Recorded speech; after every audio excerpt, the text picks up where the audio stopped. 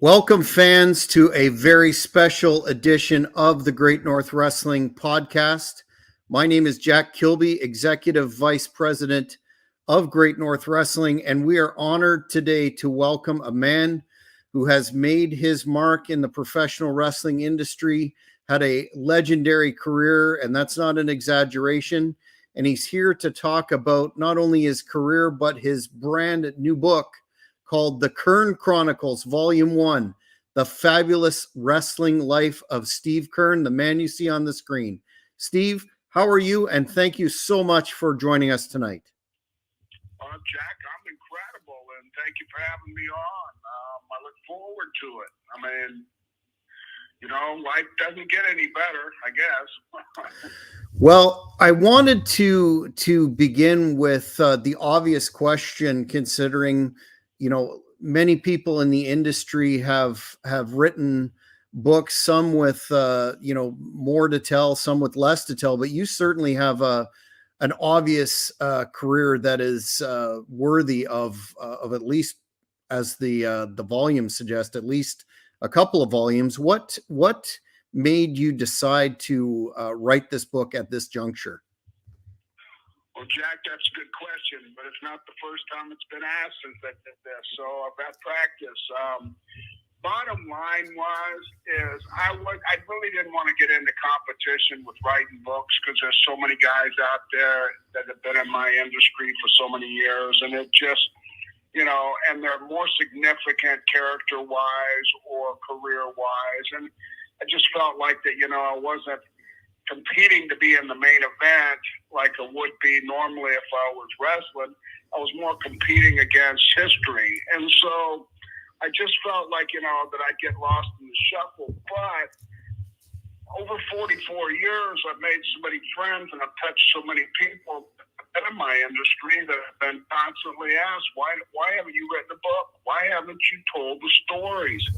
I've kind of got a history for being a big storyteller anyway, whether it's in the car or the locker room or in front of developmental talent or whoever I've had as an audience. And, they seem to enjoy them, and I'm endless. I mean, once you spend 44 years of your life doing something, there's quite a few stories that come to mind. So, I mean, I just sat down one day and said, this is something I should do, not just for the fans that, appreciated whatever I did in the ring or whatever I did to help develop the wrestling industry, but it was also for maybe my grandchildren. I mean, I've got 5 grandchildren, and I play a big part in their lives now that I'm retired and spend so much time around them, that for me to tell them stories about wrestling, sometimes it's not appropriate, but it's fun for them, but they're not fans. So it's I need to tell them other things. So I just like to leave a little bit of a story behind that they could read someday and hear a little bit about what their grandpa did. They call me Big Daddy. They don't call me Grandpa, but they all call me Big Daddy. And they go, tell us about when you wrestled, Big Daddy. And, it's so far from them that, they really just, it's almost like telling fairy tales to them. So anyway, my dad wrote a book, and he left the book, and it was very important for my children to read about my dad.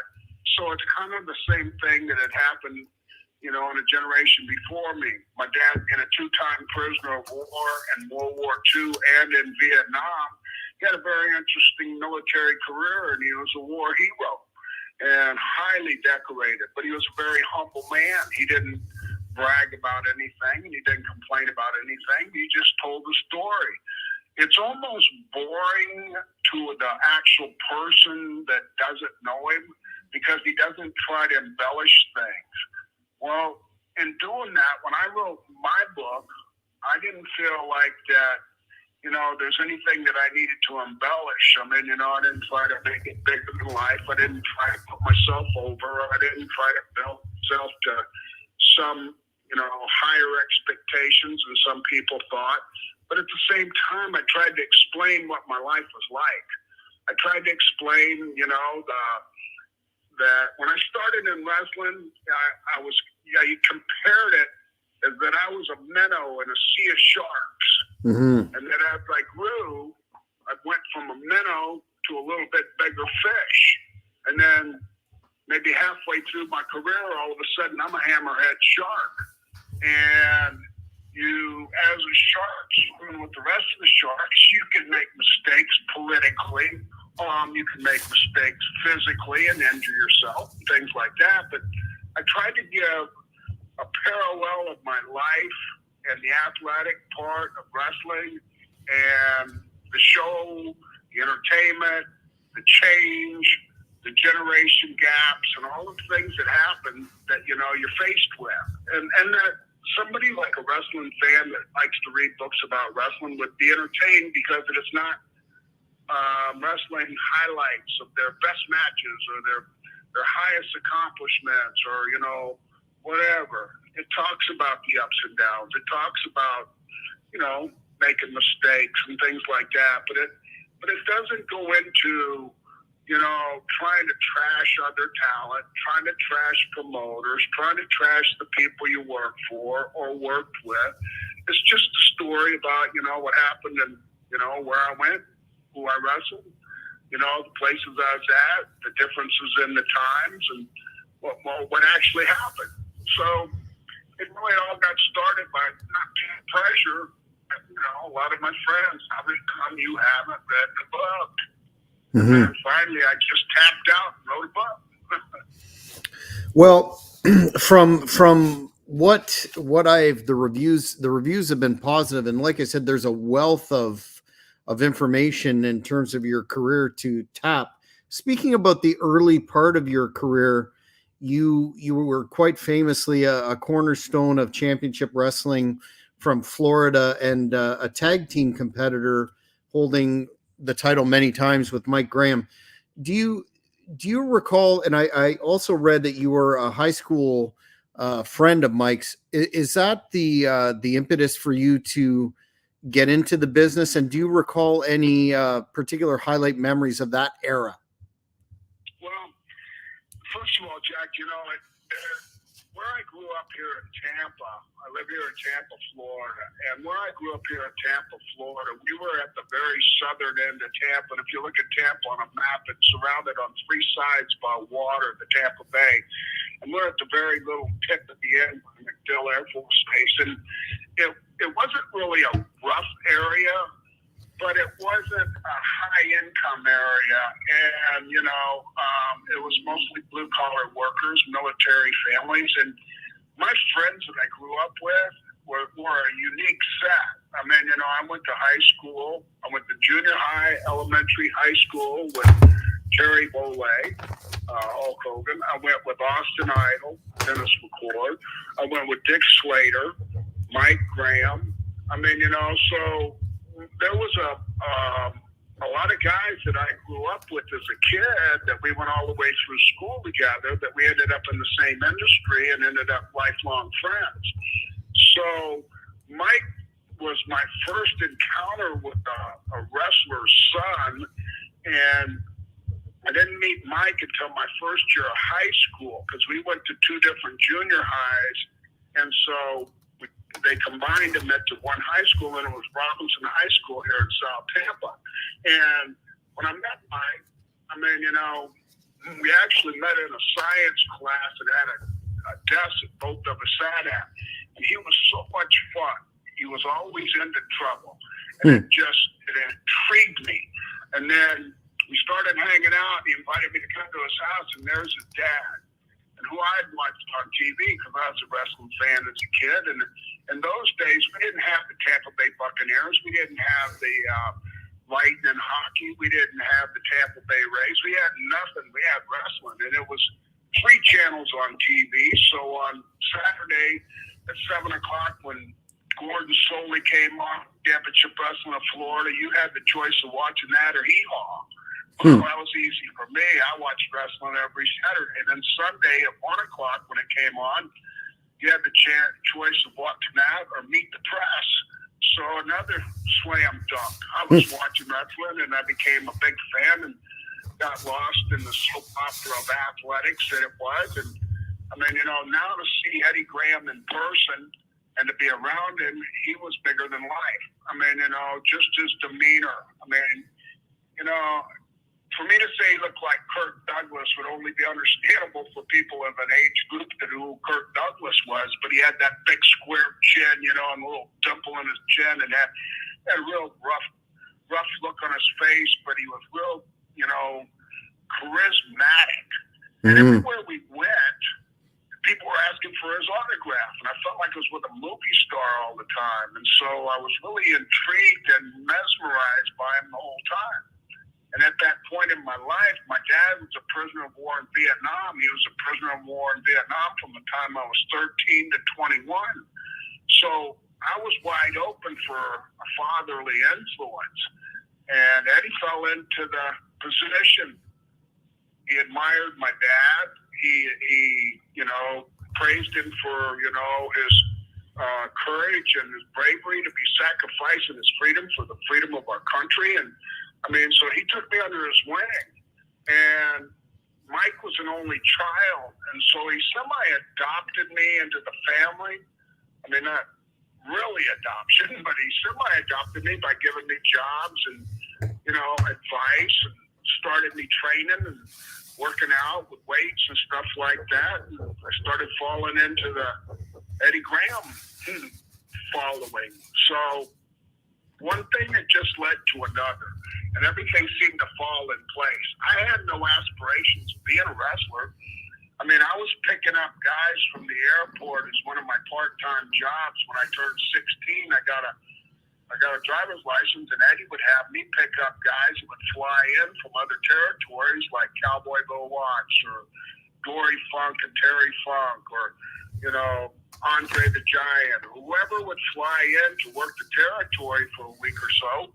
Eddie'd have me pick them up at the airport and drive them around and take them to the towns and stuff like that. So I was around them, and I saw them up close and personal, and they didn't look, like what I had portrayed the wrestling business is that it wasn't real, it was fake, but it wasn't. These guys were beat up. Mm-hmm. So when I was young, I didn't really want to get beat up. I mean, that wasn't where I was headed. I kept thinking, well, this is nice and everything. I really like these guys and I respect them, but man, I'm not sure I want to do that. I mean, those mm-hmm. guys that were really old that were still wrestling, and I'm thinking, why are you still wrestling? You must have really ruined things, or you lost all your money or something. And there was just so many, variables that kept me thinking, this is not what I want to be when I grow up. And so it was quite a while before I made that decision. I actually went to college and made the decision there. So anyway, it just kind of all fell into place. It was meant to be. Did you happen to catch, and I'm assuming you did, the Dark Side of the Ring episode on the Graham family? It was one of the most gut-wrenching episodes, I think, in the series. What were your thoughts on, I mean, with a positive message at the end, but what were your thoughts on that particular portrayal? Well, I watched The Dark Side of the Ring, and I did one of the territory episodes for him when we talked about championship wrestling in Florida on a round table with some of my friends from the past. And mm-hmm. so I've had some experience, but here's the thing. I mean, I like to watch those episodes, especially because it kind of educates me a little bit sometimes too. For example, I watched Doink the Clown one last night. Well, there was a personal reason there. Not only did I know Matt and everything, but I was the first imitation of the Doink the Clown. And so I was waiting to see how they were going to introduce that into the show. But when the Grahams came out last week, I was already contacted by Dark Side, and they really wanted me to do the episode because I'm one of the last real close connections to the Graham family. Mm-hmm. I mean, I surpassed anybody that was on that show other than Nicole and possibly Dottie Curtis that was around before I was with her husband, Don Curtis. But I knew everything, and I knew more than they ever talked about. And I contradicted a few things. But at the same time, I watched it and tried to be, impartial one way or another. But I had an issue when they asked me to do it. Here's my deal. If you ask me something, I have no bosses other than God and my wife. I don't answer to Vince McMahon anymore. I don't answer to Eddie Graham. I don't answer to any promoters or anybody I've ever worked for. So I don't have any obligations or any worries or threats of losing a job. So I'm going to tell you the truth. But I was afraid they were going to get in depth and ask me questions, and I'm not going to lie.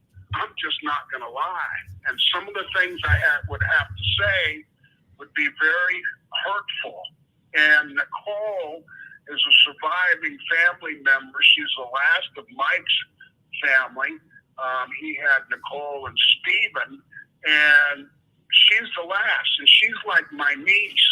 I'm the only contact she has into the wrestling industry that she can trust and know that I would treat her like her dad or her family members would treat her. So for me to sit and talk about her dad and her grandpa and the things that, might not sound that great, I didn't need to do that. Excuse me. I just, like I said, I don't need to put anybody down. I mean, I'm not a judge. And I realized that a long time ago. I mean, everybody can be an armchair quarterback and point a finger and say, well, that guy did this, that guy did this, whatever. But the obvious part of that is when you point a finger, three are pointing right back at you. For sure. So who am I to talk about other people? I mean, I'm definitely not an angel, but at the same time, I've tried to change my life for the better. And in doing so, honesty has become a big part of it. And with honesty, you don't have to rehearse the truth. It's going to come out the same way every time you say it. But honesty also can bring out, things that might hurt somebody that's listening that didn't really want to hear that truth. So I just watch what I say, especially publicly. I mean, or like in the book. I mean, could I have wrote a book that just was gossip, trash, running people down? Of course I could have. But what does that accomplish? All that accomplishes somebody that sounds like they have, animosity towards their industry. When you get into wrestling, and I know I'm probably giving you more than you want. I apologize, but when you get into wrestling, you have to understand you got to put your big boy britches on. And when you put your big boy britches on, you're going to be faced with a lot of things, whether it's peer pressure, whether it's trying to climb a ladder, whatever it is. But at the same time, you gotta man up. So, with all that being said, I mean, I just really avoided the dark side. I like to watch them. When I watch, I almost, the only thing about them is I tell you what happens to me. I watch them, and then I sit there, and I start thinking of the times because that I was in that era, I was with them, I was around them, I was a part of them. And I start thinking, if you watch the Graham one, you saw quite a few pictures of me in there. If you watch the Doink, you see quite a few pictures of me in there. And I start getting a little depressed. Yeah. And not a bad depression, but it's just a depressed that, it's sad. Sad how some guys' lives end. And it's sad how, at one time, they were real close friends.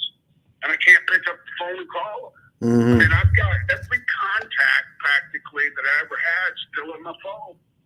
And the only problem I have is I just hope none of them call me because then I know I'm going to be dead. I mean, if I see Dusty Rhodes come up on my phone, then I'm just going to have to turn to my wife and say, well, I guess I'm gone. I mean, so, but it's just things you don't want to let go of. Some guys have the addiction, and we all know this. And some guys have the addiction, and there's nothing wrong with this. And, it's just not me, but they don't want to ever let go. They don't want to let go of the business. They don't want to let go of getting in the ring. They don't want to let go of, notoriety. They don't want to let go of being recognized. They don't want to let go of, whatever it is, it comes with fame, so far as to the limits of pro wrestling. But others, and this is my story. My story is when I was young and I started into this, I was wrestling guys old enough to be my grandpa. And they would give me advice. And 90% of them gave me the same advice. Hey, kids, save your summer money. And what they meant by summer money is usually in the summer you make more money because kids are out of school and people have nothing to do in the summer. And, you're wrestling 7 nights a week. So those weeknights are pretty full arenas. But I look at them and I'm thinking, oh, man, look at you. I mean, I hope I never have to take my clothes off and look like you and stand in front of an audience. And then I vowed, and I promised not only my wife, but I promised my children. I got a son and a daughter, and I said, you know what? One thing I promise you never going to happen. You're never going to see me in that ring when I don't belong there, when I'm not aggressive, when I'm not full athletic competition, when I'm not ready to give you 110%. I mean, one of the things that I was characterized in my career was I was stiff. Stiff meant that I was a little bit snugger, or I whacked you a little bit harder than most guys did. But I was taught by a guy in Florida, Eddie Graham, and I was under a training situation here where you protected our industry. And you went out there and you tried to convince people it was real. Well, sometimes your opponent wasn't on that same mindset. And they'd go like, hey, man, do I owe you money? Why are you hitting me so hard? I'd say, hit me hard. I got friends in the audience from high school. I don't want them to look at me and say, oh, that was bullshit.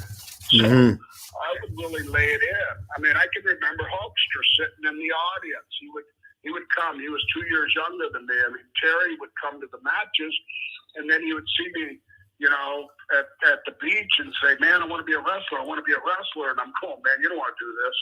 I said, you're not going to make no money doing this. Boy, did I eat my words with him.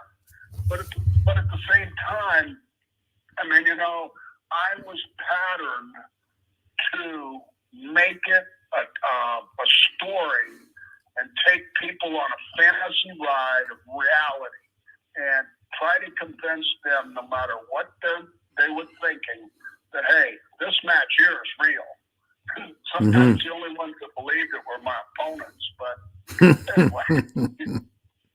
That's definitely true. You definitely had a very believable, for lack of a better term, snug style. A lot of the fans are still enraptured and speak fondly of the legendary team you had with Stan Lane, the Fabulous Ones, and got a lot of feedback on social media wanting to ask about the formation of the team. And well, actually it's about a 3-part question. The formation of the team, your memorable feuds that you would consider, be it the Sheep Herders, Moondogs, or Road Warriors, and part B or C, depending on how you split that up, is looking back on the influence of that team, especially in the golden era of professional wrestling, and all the tribute teams, whatever you want to call it, be it the Rock and Roll Express, Fantastic, Midnight Rockers, whoever. Do you feel that the Fabs get the recognition in the history books that many pundits, all pundits, say that you do? Okay. Well, let's start back with the formation, and then I'll try to take it step by step. The formation was, I was in Tennessee, and here's how that came about. I had actually was working for Ted Turner in Georgia, and I worked an angle on Georgia Championship Wrestling against Kevin Sullivan. We were both baby faces, and I was Georgia, I believe I was a television champion or the Georgia heavyweight champion. I'm not really sure which one. And I mean, it's insignificant, but I was champion. And anyway, we had a babyface match on television, and Gordon Sully was the announcer. So in the process, we we did a deal where Kevin turned on me, and it was a simple thing where I let him in the ropes one time when he went out. When he went to let me in, he suckered me and hooked me and got a quick 1, 2, 3. Then we took the angle to the Omni in Atlanta, which was the biggest arena there in Georgia.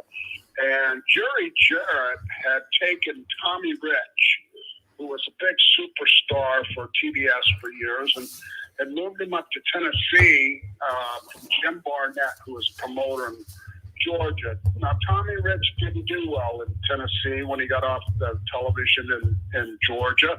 And I don't know if it was Tommy not happy, whatever the circumstances were. Tommy's a tremendous talent, so it was probably up to Tommy to have changed that. But Jerry Jarrett was unhappy, came to the Omni, and he had a meeting with Barnett and said, I want to bring Tommy Rich back. And Barnett loved Tommy Rich, so he was really ready to get it. So he said, okay, well, you can have 2 guys for Tommy Rich.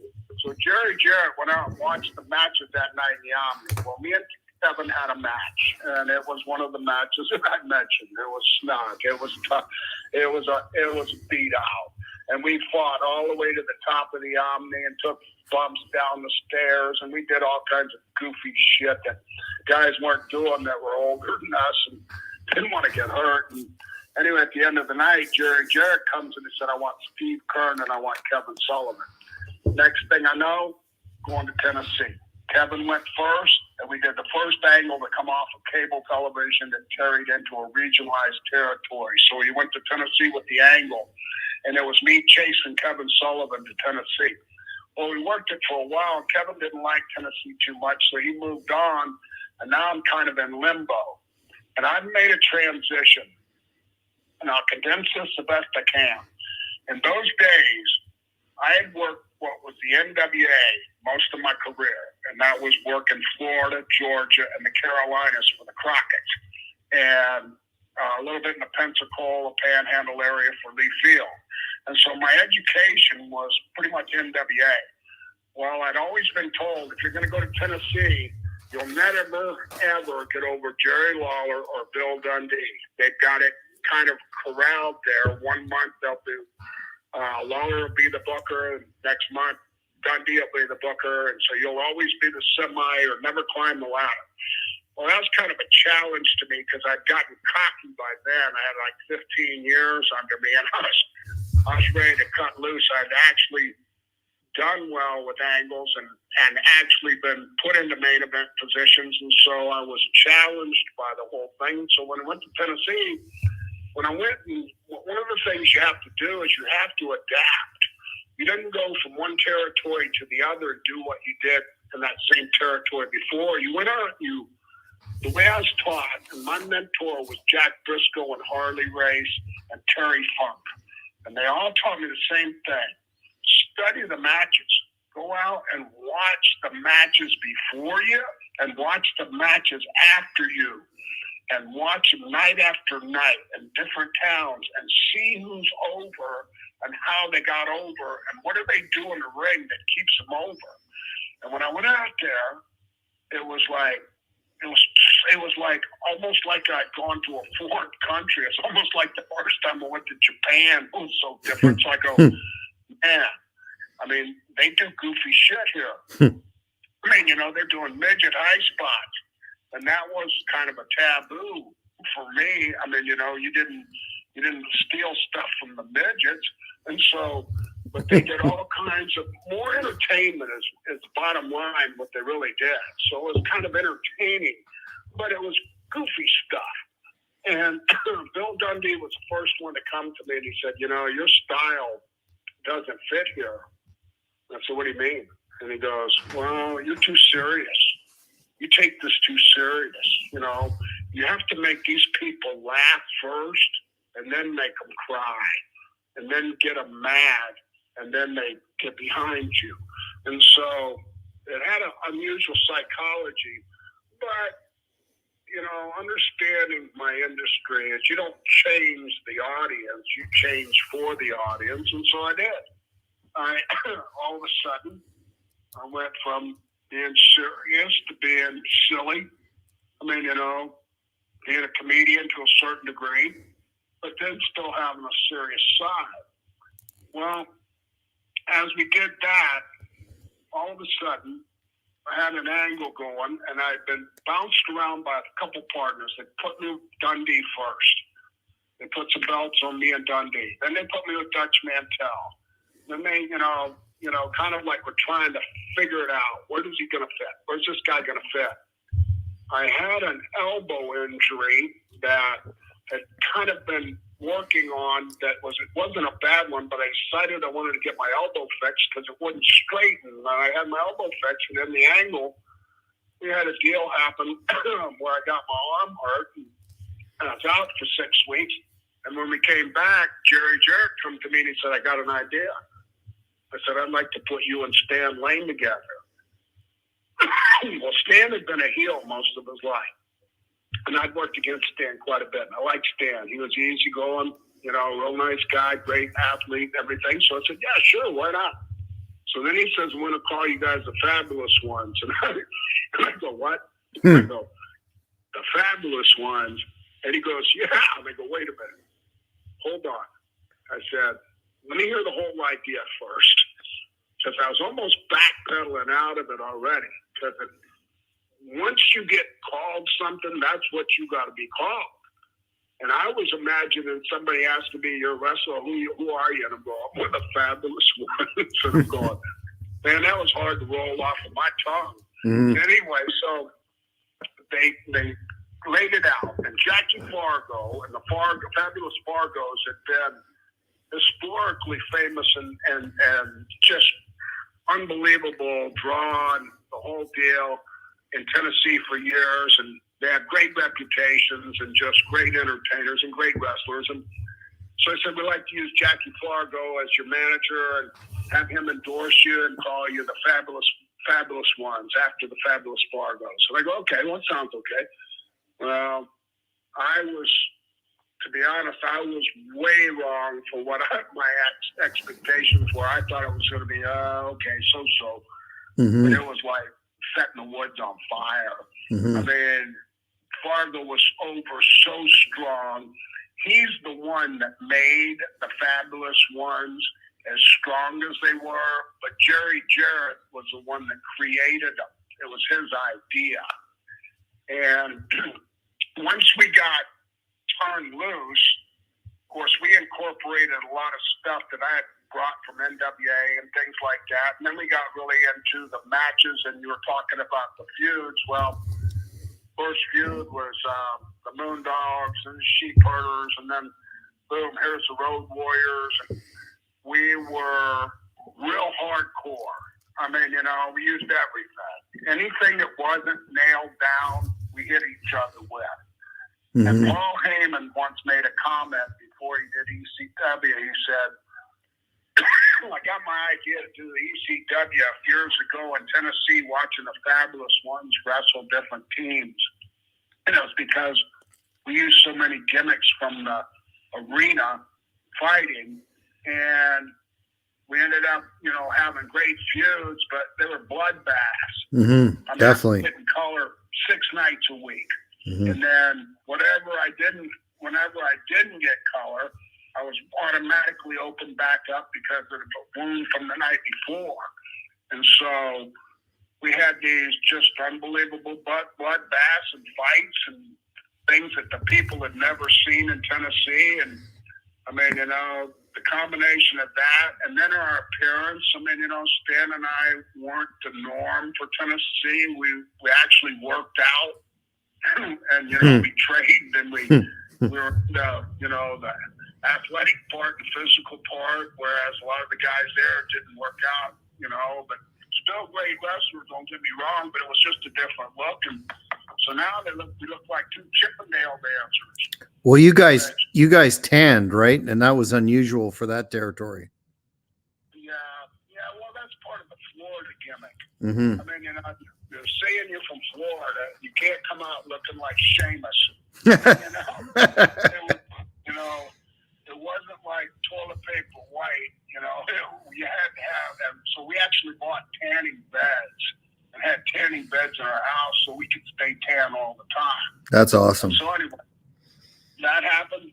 There goes the the feuds, there goes how it gets started, and then the final thing, the knockoffs and follow-ups, and all the other teams have spun off of the fabulous ones. Nothing in the world wrong with that. The only thing is some of them got a little bit too close to actual. I mean, the Fantastics were just a little edgy to me, the game we were doing. But it was okay because I like Tommy Rogers a lot. He was a Florida boy, and I like Bobby Fulton. So, I mean, it didn't really affect us because it was almost like a small version of us, or boys instead of men. I mean, not group men to boys, it was boys to men. Anyway, so, and then Robert Gibson and Ricky Morton, great guys. I've been picking Robert Gibson up since he was in high school because his brother, Ricky Gibson, was my partner when I worked in Mobile Territory. So I knew Robert since he was in high school. So there was no heat. But most of them spun off of us. And the reason is because we were the first ones, and now this is not me, don't get me wrong. We were the first ones, and Jerry Jarrett came up with the idea because MTV started to do music videos to actual songs. And they weren't all wrestling. With sometimes just props and things we used in the videos, but they were designed instead of wrestling enhancement guys and just beating them to do something else to get over. And so a lot of teams spun off of us. Well, they say that imitation is indeed the sincerest form of flattery. So there you go. I wanted to ask you about a rumor or whatever you want to call it online is it true that at one point Jim Cornette was slated to become your manager after turning heel? Well, Jim Cornette started as our photographer. That's how he got in the business. Jim Cornette was the guy that took our pictures, and we sold pictures at all the arenas, and we definitely catered to the women. I mean, the pictures we took, when I owned FCW, the developmental for WWE for 6 years, my students would come in and they'd have pictures of me in a little bathing suit, or pictures that I really was hoping would be lost in time. But at the same time, I'd say they go, hey coach, what about these pictures of you and Stan? I'd look at them and I'd say, you know what? I bought a 1967 Corvette with that one. I bought my house with that one. I bought a truck with that one. I mean, it was money, and we were marketing. And to me, at that time, I really didn't care. I was more into making the money than worrying about what anybody else thought about me. Because first of all, if you're going to be a pro wrestler, you can't worry about people's, opinions or their thoughts about you, because you ain't going to make everybody happy. So you got to be a little callous. And so anyway, it was at a point where you just kind of, whatever was going on, you were going to top it. And we did. And then, but it opened up a whole can of worms in Tennessee, because we came out one time with just a towel. Now, here's the deal. It was kind of funny to me, because we took pictures of, like Speedo bathing suits and stuff back then, where you're practically naked, but there wasn't much difference in wrestling tights in those days. But all of a sudden, we took a picture with just a towel around us. And oh my God, talk about suggestive. I mean, that one just made us a fortune. But then the next week, Dundee's got a picture with a cowboy hat. He's naked laying on a bearskin rug with a cowboy hat covering his privates. And the next week, Lawler's got a crown covering himself, and he's naked laying on a towel. So whatever we did, like you said, was imitated because it was successful. And it was different. When you do stuff different, sometimes not everybody's going to like it. But you're catering to the masses. You're not catering to the handful. Like I knew there was a lot of guys that hated us. but I wasn't worried about the guys that hated us. I'd rather be, happy with the people that were buying stuff and feeding us. So I did what I had to do. Absolutely. And then an interesting point of your career that a lot of fans remember you for and still talk about is that 91 to 93 run where you came in as Skinner. And being familiar with your career at the time, I was as a fan really kind of shocked that this was Steve Keirn. How did this character come about? And obviously one of the most memorable in the golden era, because we're still talking about it today. And what would you cite as your highlights there? Would it be your matches against Bret Hart, the match against Savage for the title, or Royal Rumble appearances? What, or could you narrow that down? Well, I could tell you just kind of like the overview of what was going on. I mean, I was caught up in a transition time period, and I was an aging athlete. I was right at 40, and to me, that was the end of my career. I didn't want to get much older. I mean, here I've been through my most physical time. My best time was in my 30s, and the reason was because I was at the peak of my athleticism and aggressiveness. But once you start hitting 40, it's that survival of the fittest kind of a thing, and then guys start shortcutting. Well, I didn't want to shortcut. I wanted to keep giving what I gave, because I knew even though people weren't going to recognize me, I was going to give them something to remember. Mm-hmm. And, you're not in control of what you do. You're told exactly what to do. And I am a soldier. And what I mean by that is, if you tell me that you want me to go out there and make this guy look good, I'm going to go out there and make him look better than anybody made him look. And I'm not going to hold it against you, and it's not going to affect my ego. It's going to only affect, the match if I don't do my job. And so when I was in that transition, and we had tried, Dusty Rhodes and myself, Mike Graham, and Gordon Soley tried to revive Florida wrestling. And at that time, Vince was taking over, and territories were dying everywhere. And so you couldn't bounce around like you could before. All of a sudden, you were limited places to go. And I was tired of moving. I don't want to live anywhere but Florida anymore. I'm done with living in Minnesota. I'm done with living in Tennessee and Georgia and Carolina. I'm moving back to Florida where I belong, get my feet back in the sand. And so we tried to revive Florida. And we had no talent. So all of a sudden, I got to start teaching. And I taught Diamond Dallas Page and Dustin Rhodes, and I taught Mike Awesome, and I ran a school at the Sportatorium, and I corralled up maybe 20 guys. Scotty Levy, who later became Raven, and I got all of these guys going.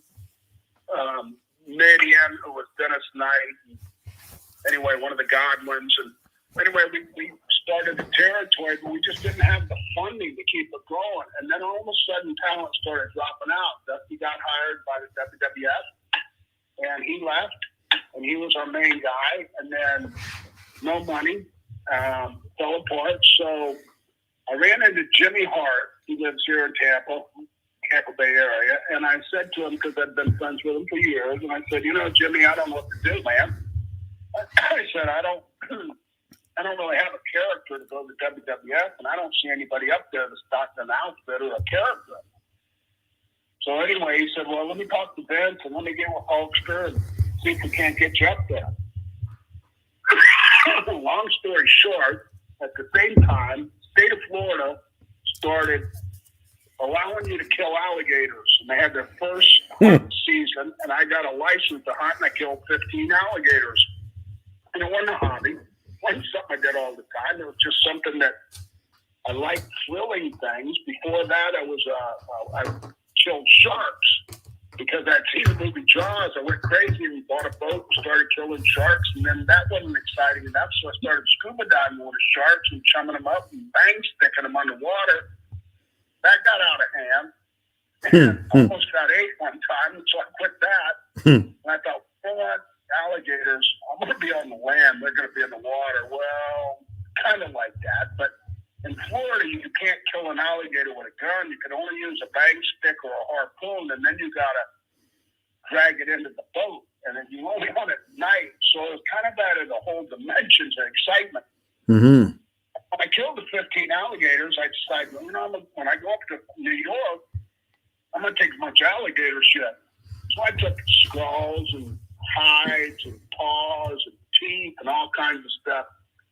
And I walked into Vince's office, and I had met Vince before because I had worked at gardens out of Florida. Dusty and I had been flown up to the gardens several times to work Madison Square Gardens. But anyway, Vince was an announcer back in those days. He wasn't even smart. He wasn't allowed in the dressing room. So I really didn't know him, but I walked into his office, and I got a lot of confidence because I know in my heart, no matter what, I can do the job in the rings, just getting the right character.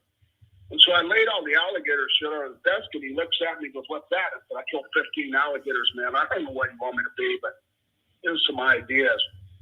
And he looks at me, and he says, "You know, Steve," he said, I'm going to go ahead and hire you. Why don't you go home and just train?" He says, "I want you to let your hair grow out natural, get rid of the bleach blonde hair." He said, "I want you to let your beard grow. Don't keep that short beard. I want you to let it grow." So anyway, I went home, and I thought, well, this is great. I'm getting paid. I'm not even going to work. I'm going, I hope he forgets about me. Well, he didn't. And a month later, he calls me and said, "Come on back up." I come up, and he says, "Did you see the movie Deliverance?" And I go, "Yeah, man, I love that movie." Now I'm sucking up the fence because I really want a job, right? And I'm going, yeah, man, I'm excited, right? And he goes, he said, "Steve, I want you to be one of those guys." So now, Jack, here's the deal. I mean, I've seen Deliverance a million times, right? So I'm thinking, one of those guys, man, I'm so cute. I was just a fabulous one, you know? So you must mean Burt Reynolds, right? When I said that to Vince, he looked over at Pat Patterson, and he goes, "I knew he'd say that." And he goes, no, that's not who I want you to be. He says, "I want you to be one of the two guys in the woods that said to Ned Beatty, 'Hey, boy, you got it right, pretty mouth.'" And I go, "Okay. So what you're saying is you want me to look like a homeless alligator poacher?" And he goes, "Yeah." And I said, "Okay, no problem." I mean, you know, here again, understanding the industry, and I know you do, and I know people that are listening do, you change and you do what your boss tells you or is seeking from you, and you try to do it the best you can. Well, you know, you can get a good one or a bad one. But the thing was, is when I went out and had my first match on television there, Chief Jay Strongbow picked me up. And I'm going to tell this story. It's kind of embarrassing, but only Shawn Michaels remembers it anyway. But I showed up. I flew all the way to New York in the Skinner outfit. I mean, you know, Oh, boy. I know how the guys work. I thought they were always in character, so I showed up looking like Skinner. So Sean goes, "Tell me you didn't fly looking like that." I go, yeah.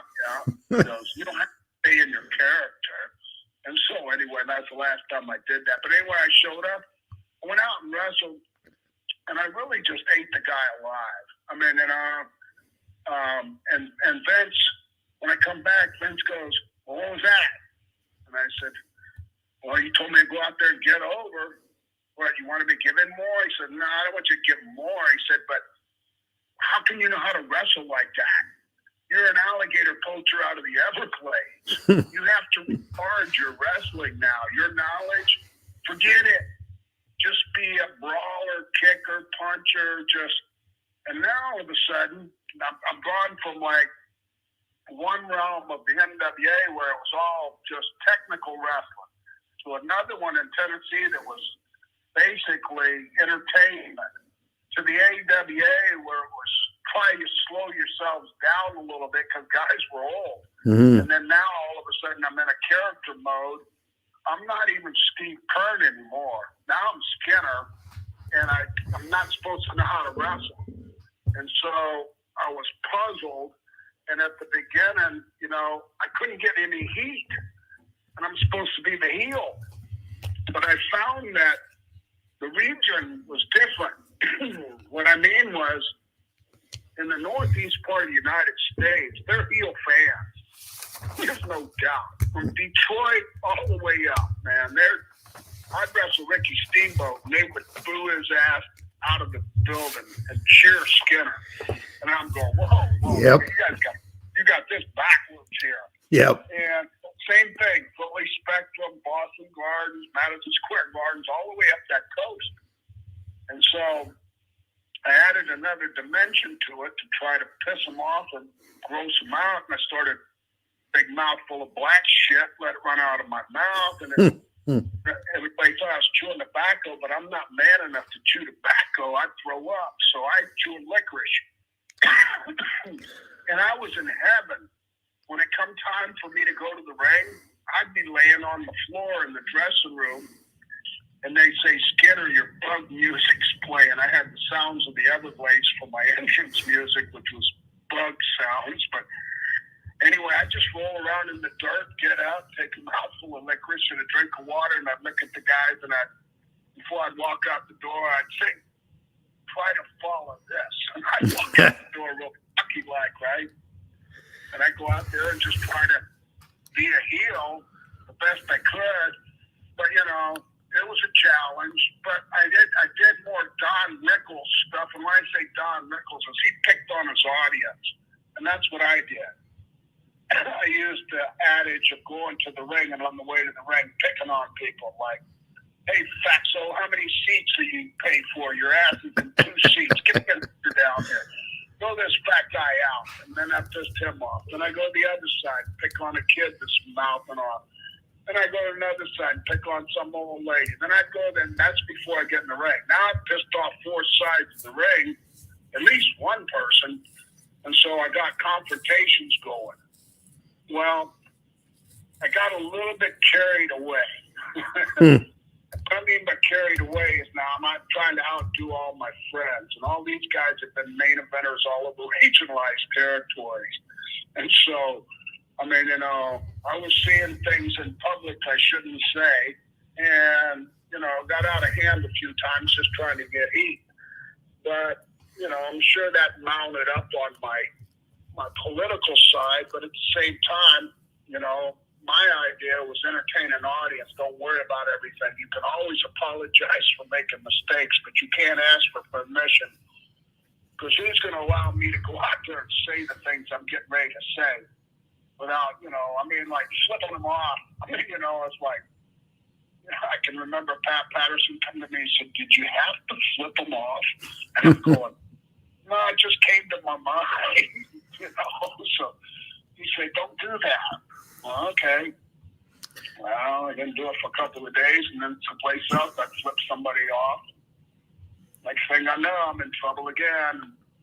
It was mounting up on me so far as my political stance, so far as I'm a good worker, not the greatest worker ever.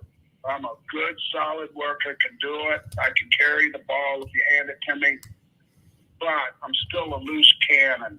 I'm one of those guys that you do it wrong with me, something's going to happen, and they just didn't trust me at times. And so my career only went so far, but I got to tell you, I had the most fun of my career doing Skinner.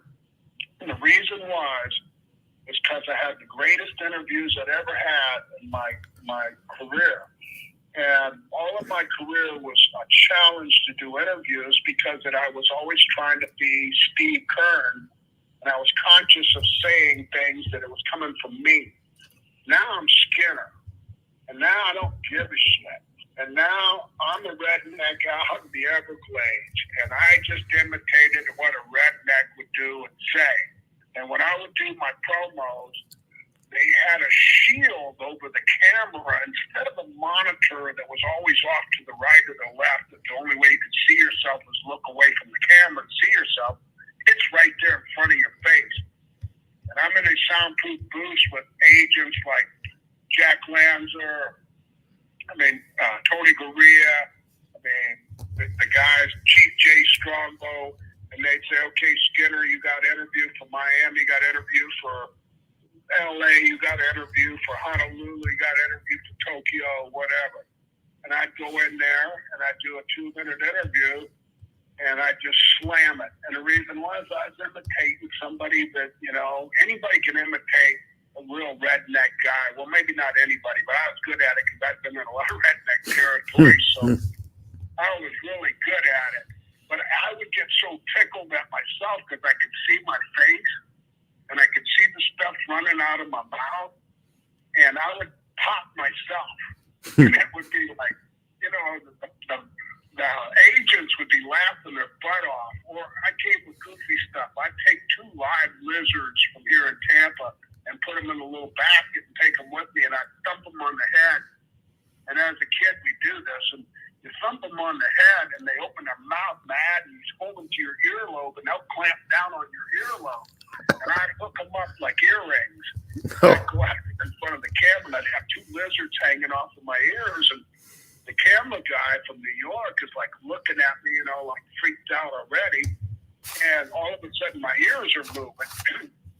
And the guy look around the camera like he didn't see it right. He's looking at me and he goes, hey, man, are those alive on your ear?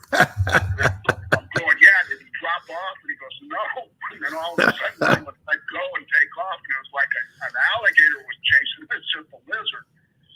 But they were all skittish. When they came down and did the vignettes in the swamps with me, I said, well, listen, we're in the real place here. These are alligators, and they're going, oh, my God, they wanted guns and they wanted security to film all the stuff we did.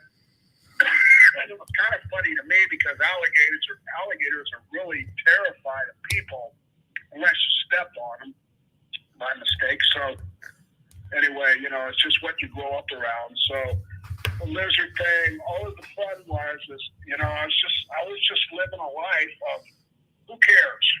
Who cares what they're doing with me? Who cares what they're only going to do what they want to do, and if they don't want to do anything, then you can't force it.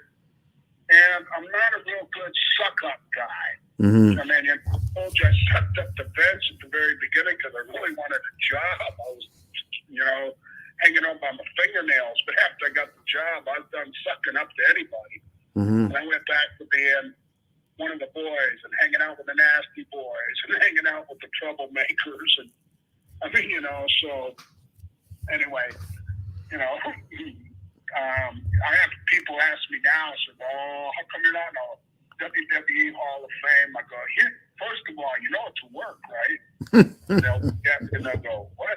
No, in the Hall of Fame, your whole career, you did all these things. I said, everything in the wrestling business is a work, and if you're in this business, you understand it. If I would have been a famous baseball player and hit 9 million home runs and I wasn't in the Baseball Hall of Fame, I'd be pissed. Mm-hmm. But that's not how this works.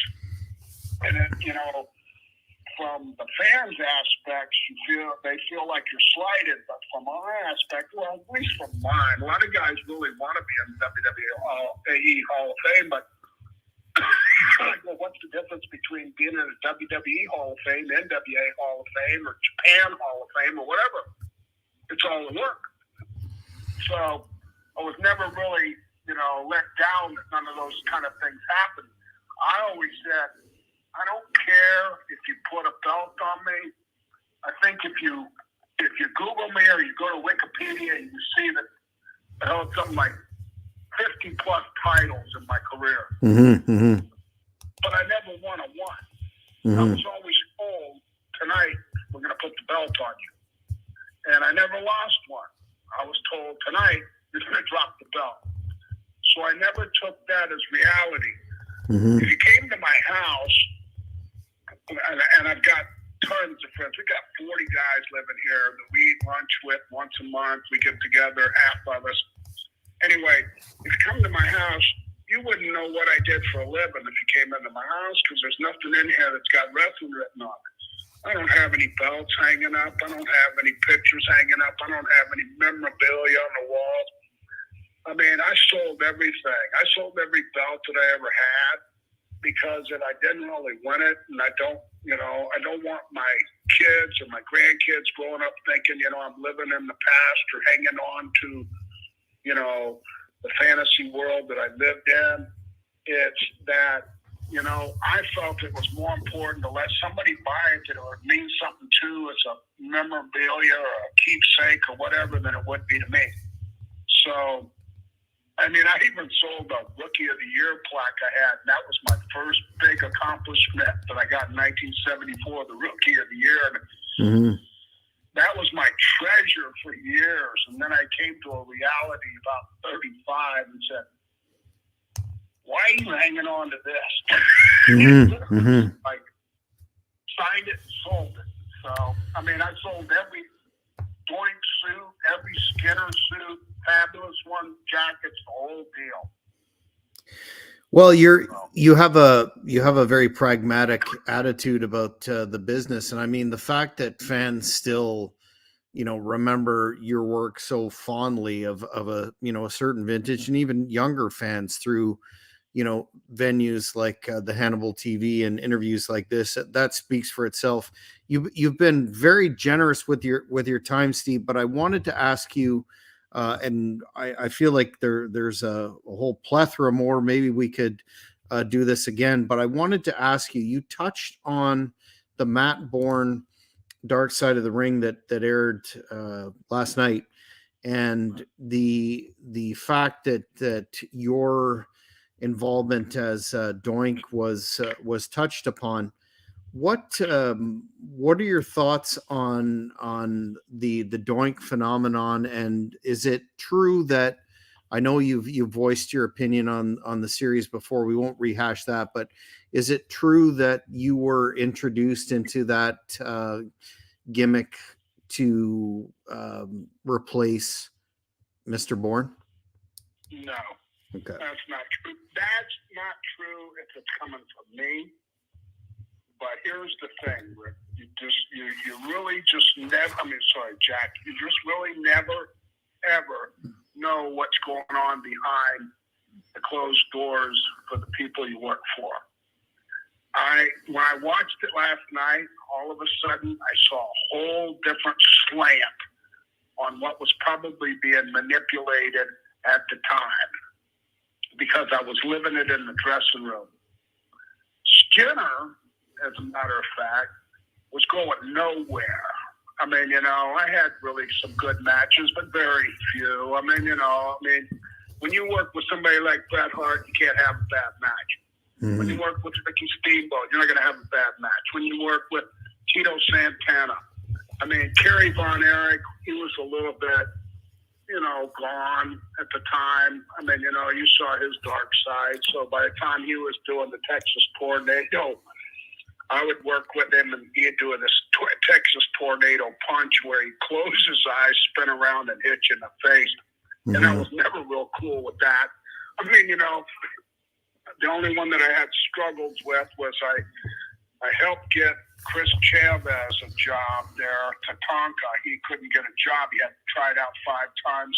Chief Jay Strongbow came to me and said, "Can you get this guy a job?" He says, "I want an Indian in here."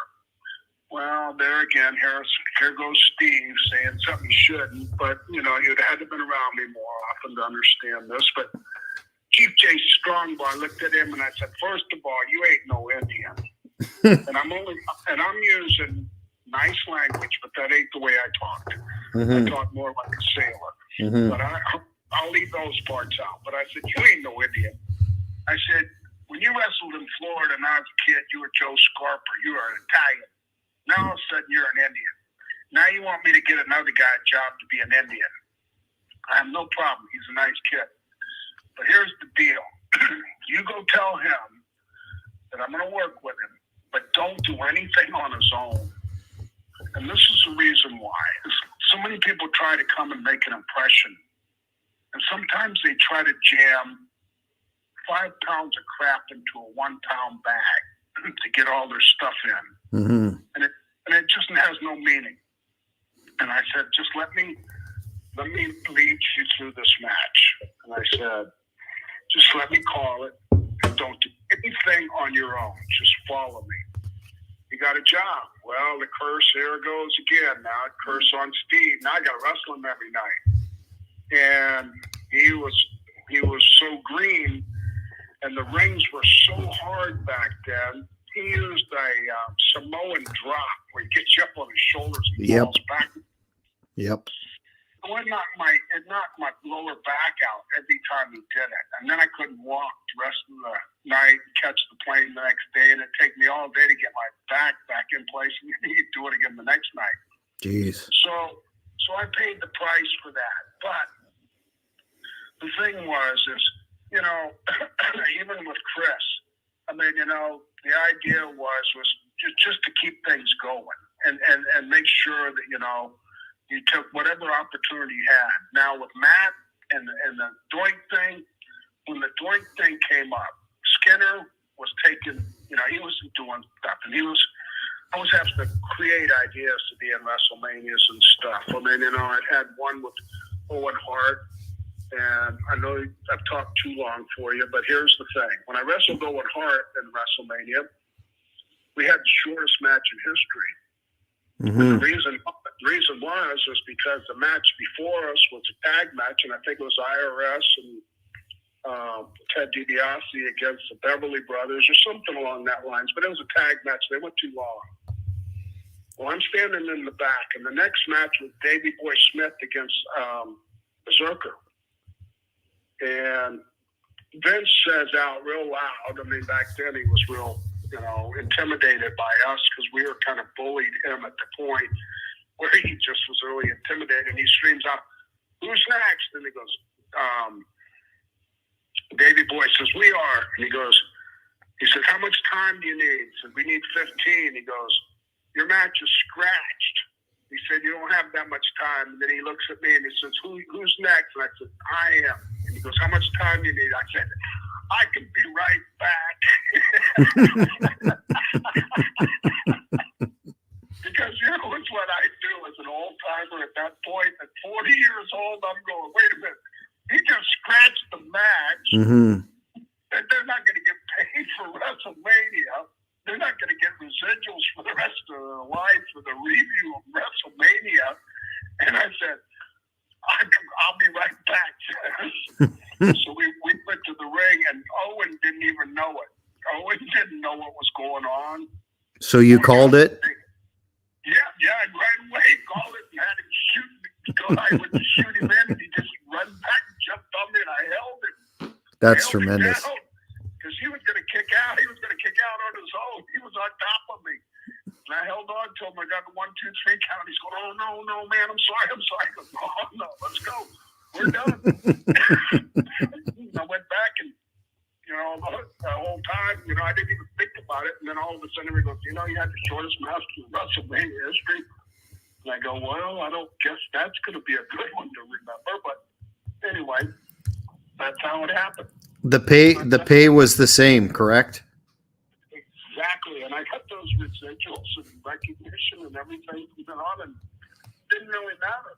I mean, it's like, that's where it goes back to understanding, and that's why I did well with the developmental and teaching, because I try to teach reality to talent that were living in fantasy worlds and having visions of grandeur of how much money they were going to make and who they were going to be.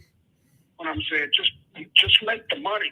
Don't worry about the rest of the stuff, because it ain't going to last. You're going to blink your eye, you're going to be in and out of the wrestling business. That's how fast it's going to happen.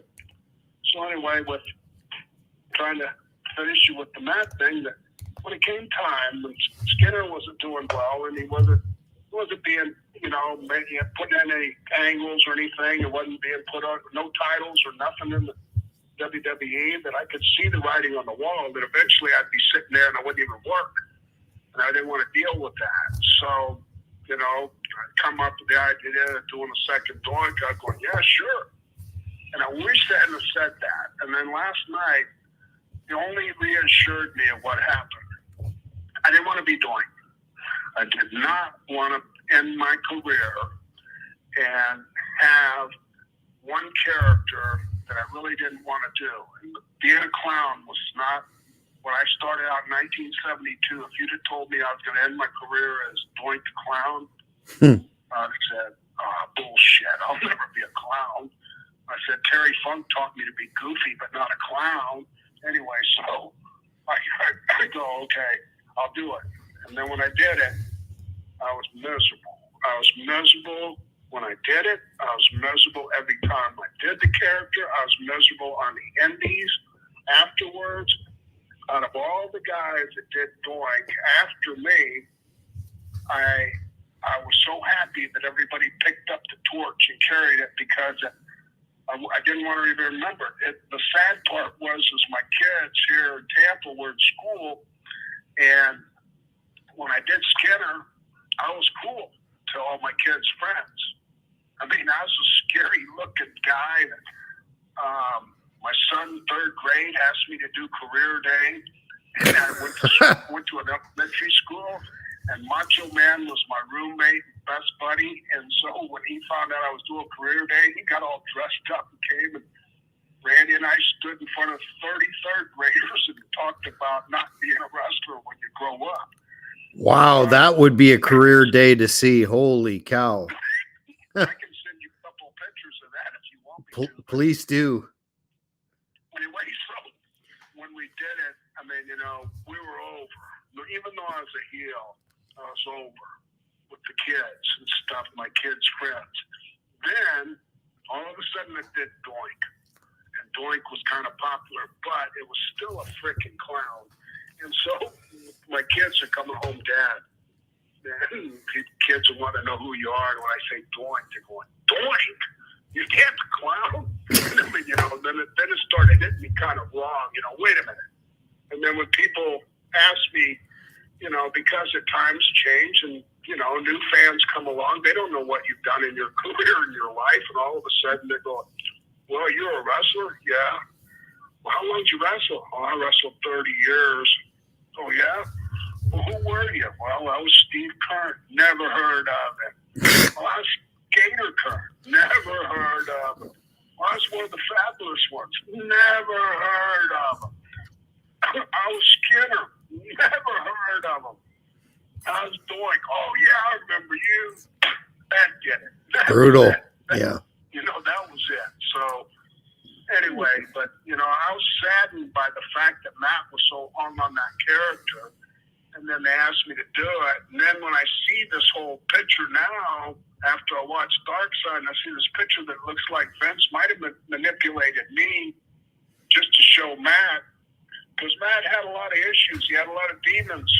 And he was, Vince does not like people that get in trouble or causes trouble.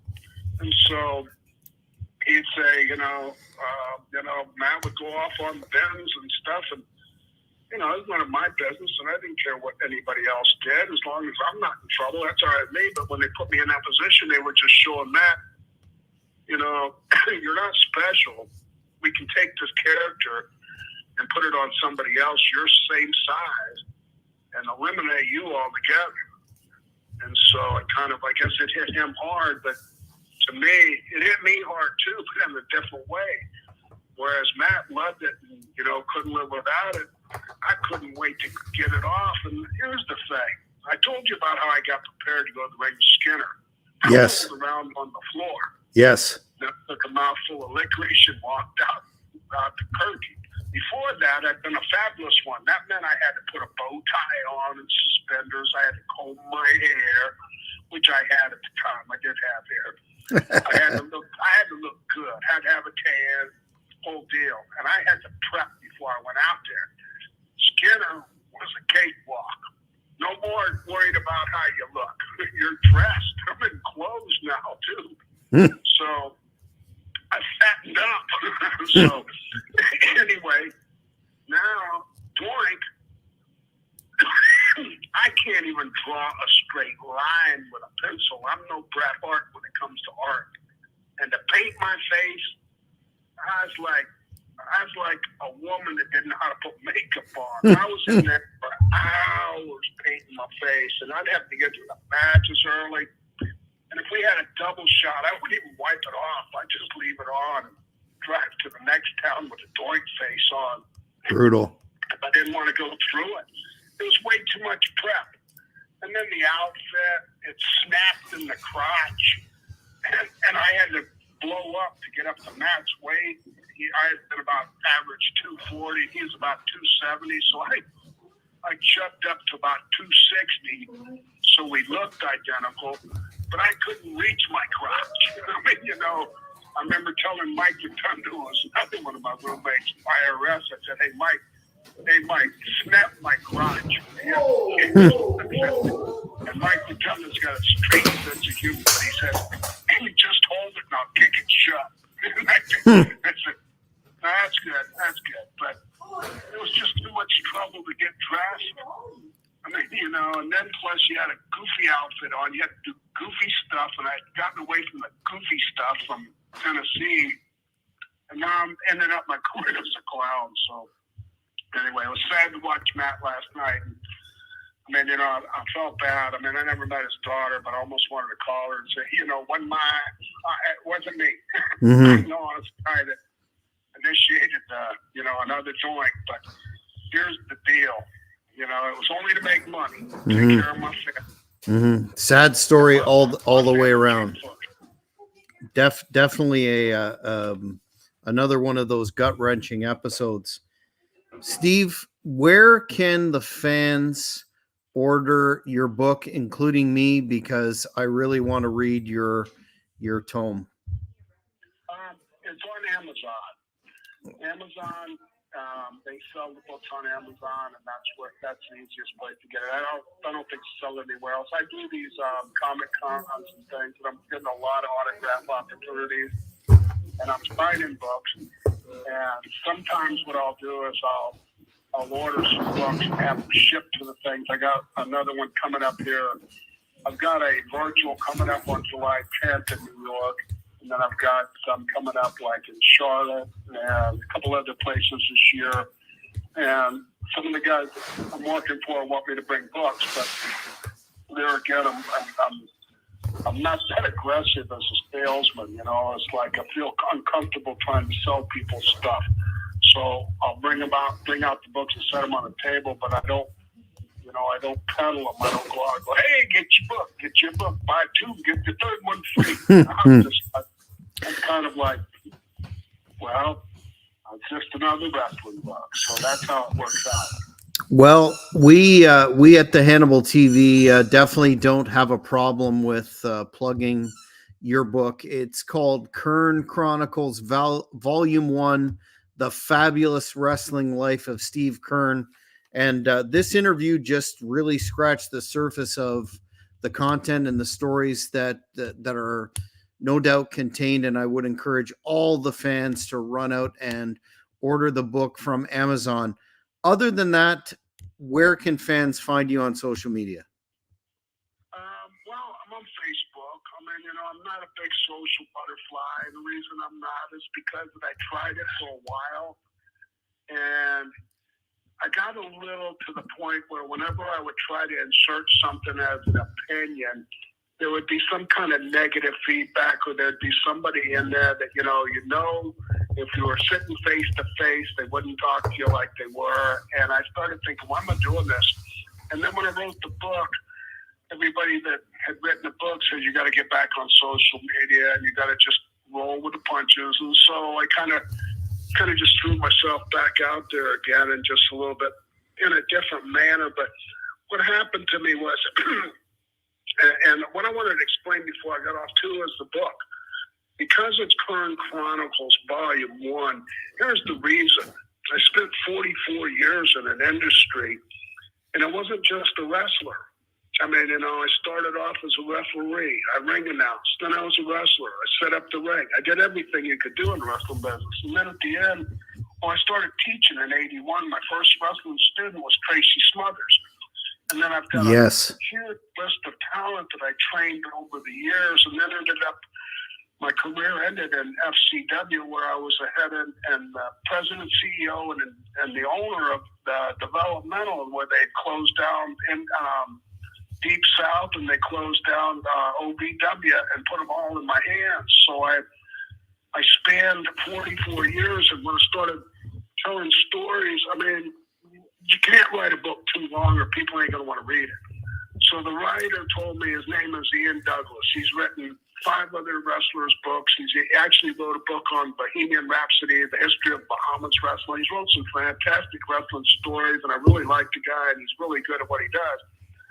And we decided to write a 2-part book, which took my beginning of my life as a military kid, then the son of a POW, into wrestling, all the way to 1987. At the end of the Fabulous Ones is where the first book ends.